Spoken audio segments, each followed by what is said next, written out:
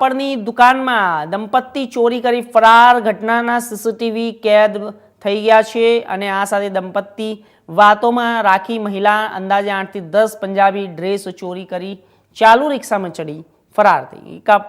કાપડની દુકાનમાં ચોરી કરી ફરાર થયેલ ઘટના બાજુના દુકાનના સીસીટીવી કેમેરામાં કેદ.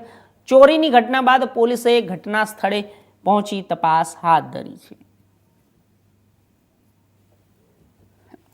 મારું નામ તપસ્વીબેન રોજીતભાઈ વાસ, નવા દરવાજે ચિકનની દુકાનની બાજુમાં મારી દુકાન છે. હમણાં 2 મહિના પહેલા મેં દુકાન કરી છે. ડ્રેસ, પ્લાસ્ટિક બધી ટોટલી કેટલું જેડ વસ્તુ રાખું છું. એક ભાઈ અને એક બેન 2 જણા આવ્યા અને આ બારટીંગાથી કુર્તી પકડી કે આની શું પ્રાઇસ છે? મેં કીધું 350. પછી અંદર આવી મને કે મારી દીકરી વકીલ છે, એનો જન્મદિવસ છે, મને ભારે વસ્તુ બતાવો કે બેન આવી રેન્જમાં મારે નથી જોયું.